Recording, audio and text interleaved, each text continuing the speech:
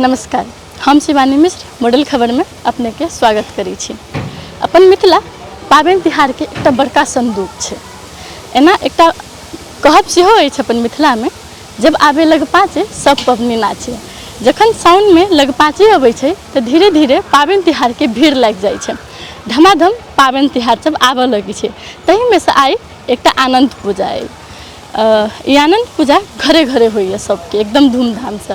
आ आनंद पूजा में भगवान विष्णु अनंत रूपी के पूजा होइत अछि। कहल जाइत अछि कि ई आनंद पूजा पांडव सबके समय से शुरू भेल अछि। जे पांडव सबके वनवास भेटल रहन तखन श्री कृष्ण जी हुनका लग में गेल रहथिन। तो युधिष्ठिर अपन जे दुख होइ छै से हुनका सुनेने रहथिन। तो कृष्ण कहलखिन अहाँ विधिपूर्वक आनंद पूजा करू तो अहाँ के संकट दूर हैत, अहाँ के राज्य सेहो प्राप्त भ जायत। तकर बादे से अनंत पूजा के प्रचलन घरे घरे भ रहल छै। आरो एकर की विशेषता छै, की महत्व छै, हमरा सबके संग में पंडित अमित मिश्र छथिन। हुनका से पूछब कि जे अनंत पूजा के आरो महत्व आ विशेषता की छै। नमस्कार, हम अमित मिश्र, पंडित अमित मिश्र। अनंत पूजा ई भाद्र शुक्ल पक्ष के चतुर्दशी तिथि में मनाओल जाइत अछि और महाभारते टाइम से जे छै से ई पांडव इत्यादि द्वारा जे छै से ई मनाओल जाइत अछि। और ई छै से एहिमे अनंतमे छै से विष्णु भगवान के रूप छनि और 14टा ग्रंथि ओहिमे होइ छै। और बहुत प्राचीन टाइम से जे छै से ई भऽ रहल अछि। अपन पाबनि तिहार में ई अनंत पूजा सबके घर में विधिपूर्वक ई होइत अछि।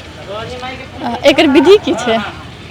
विधि छै कि अनंत चतुर्दशी भाद्र शुक्ल पक्ष के चतुर्दशी दिन जे छै से सब व्रत करै छथि और कलश पर विष्णु भगवान स्वरूप शालिग्राम भगवान या कुश के अनंत बना कऽ हुनकर 4टा भुजा हाथ दऽ कऽ पैर बना कऽ अनंत या शालिग्रामो भगवान पर विष्णु स्वरूप जे शालिग्राम छथिन ओहि पर पूजा भऽ जाइत यऽ।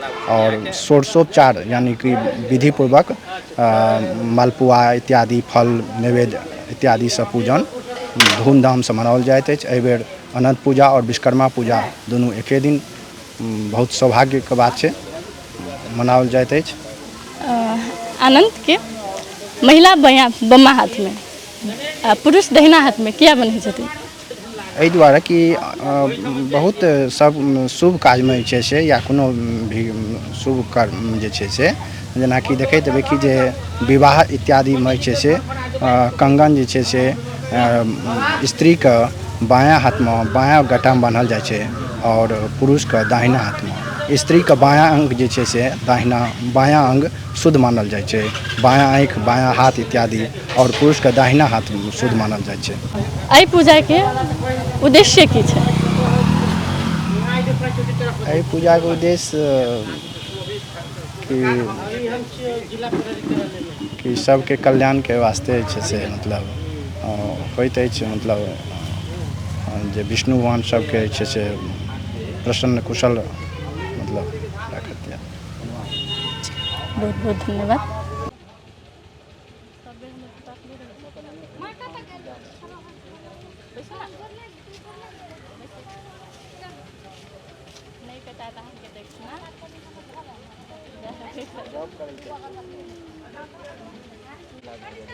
बनारस अहिठाम रहै छियै आ अशोक पंडित जी छथिन।